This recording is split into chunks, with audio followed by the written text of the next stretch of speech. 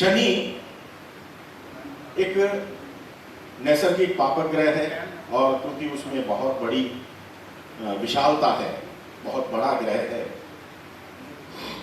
3 दृष्टियां जहां पर वो अलग अलग जगह पे दृष्टि डालता है। अगर इसको भौगोलिक रूप से देखें तो शनि के 16 चंद्रमा हैं।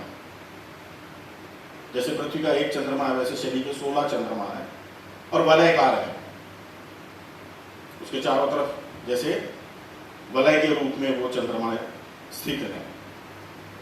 तो शनि ग्रह से आने वाली जो रश्मियां हैं, जो रेज वहां से निकलती, एनर्जी जो वहां से निकलती है, वो अलग अलग दिशाओं में निकलती है। जैसे शनि के हम बोलते हैं ना, तीसरी दृष्टि है, 10वीं दृष्टि है और एक सप्तम दृष्टि तो होती है, सभी ग्रहों की होती है।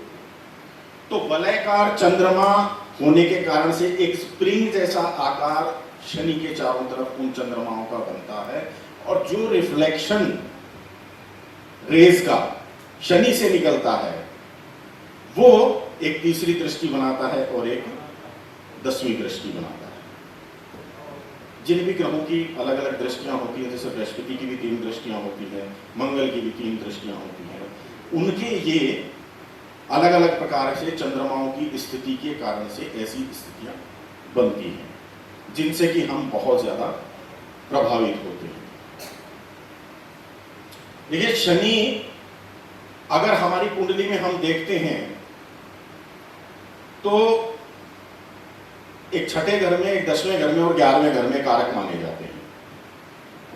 2 घर ऐसे और जोड़ता हूं कि दूसरे में और तीसरे में भी धन प्रदायक होते हैं। मैं सिर्फ धन की बात कर रहा हूं।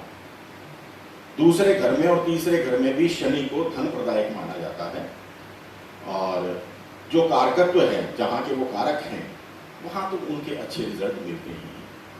अभी हम शनि की 7.5 की बात कर रहे थे, तो शनि की 7.5 में वैसे तो अक्सर ये देखा गया है कि 99% लोगों को नेगेटिव रिजल्ट मिलते हैं, शनि की 7.5 हो, ढैया हो या कंटक ढैया हो।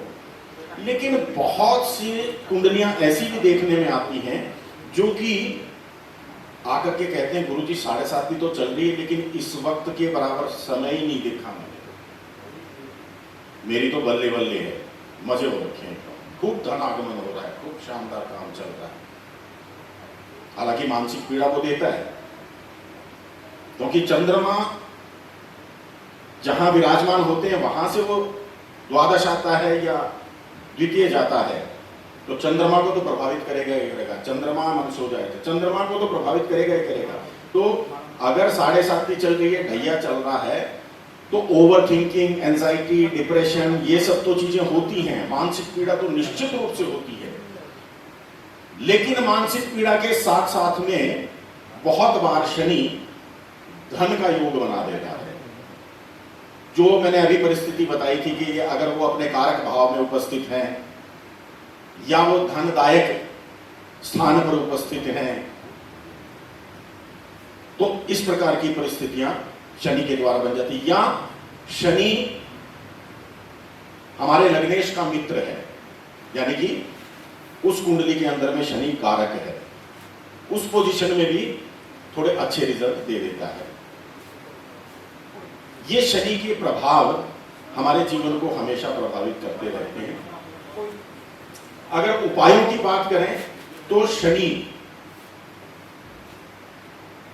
अगर हम शिवलिंग पे जल चढ़ाएं, शनि के आराध्य देव भगवान शंकर, शनि और सूर्य पिता पुत्र, और सूर्य सदैव शनि को प्रताड़ित करते थे क्योंकि वो उनका असली पुत्र नहीं था, छाया पुत्र था।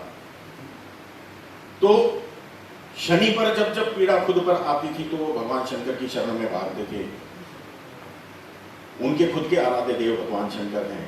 तो ऐसी परिस्थितियों में अगर, मेरा एक अनुभव रहा है, बाकी तो मंदिरों में जाकर भी हम शिव आराधना कर सकते हैं, लेकिन पारद शिवलिंग, पारे से बना हुआ शिवलिंग, यदि हम अपने घर के पूजा स्थान पर स्थापित करते हैं, 4 अंगुल से छोटा, और उसकी नियमित आराधना की जाए, तो निश्चित रूप से शनि की जो पीड़ा हमें होती है उसमें न्यूनता देखने को मिलती है, कमी होती है। उसके अगर लॉजिक देखें तो जल हम जो चढ़ाते हैं वो चंद्रमा का रूप है।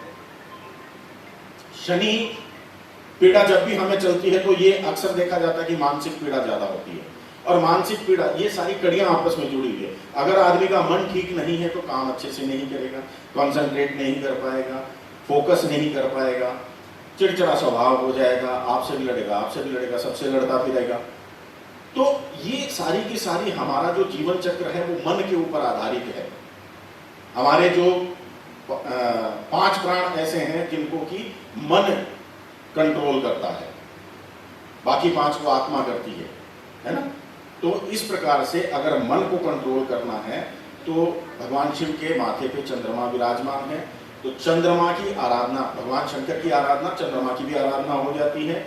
शिवलिंग के ऊपर जल चढ़ाने से चंद्रमा शांत होता है, और इन परिस्थितियों में निश्चित रूप से शनि के प्रभाव कंट्रोल किए जा सकते हैं, चंद्रमा को कंट्रोल किया जा सकता है। एक शनि का कुछ ऐसा भी मैंने देखा है कि बृहस्पति की राशि में, वैसे तो अक्सर लोग ऐसे बोलते हैं शनि जिस भाव में बैठता है उसकी वृद्धि करता है, और गुरु जिस भाव में बैठते हैं उस भाव का नाश करते हैं, लेकिन हर जगह पे ये लागू नहीं होता।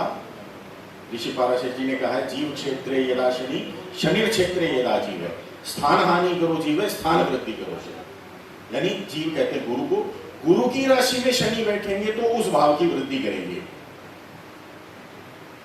गुरु की राशि में अगर शनि विराजमान होंगे तब उस भाव की वृद्धि होगी, और यदि शनि की राशि में गुरु आकर के विराजमान हो जाएं तो उस भाव का हानि होगा, ये कहा गया है।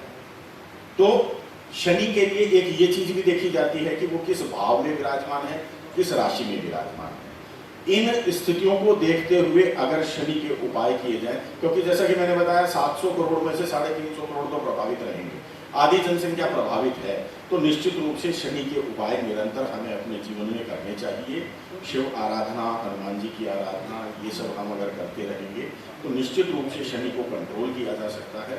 और शनि जैसे विस्तृत जो नैसर्गिक पापक ग्रह है उसको अगर हमने कंट्रोल किया तो हम अपने जीवन के ज्यादातर मार्ग को प्रशस्त कर सकते हैं, अच्छा कर सकते हैं, सुंदर कर सकते हैं। इन्हीं बातों के साथ में अपनी वाणी को विराम देता हूँ। आप सभी का बहुत बहुत धन्यवाद, आपने बहुत ही सुंदर तरीके से सुना। जय माता। बहुत बहुत धन्यवाद सर।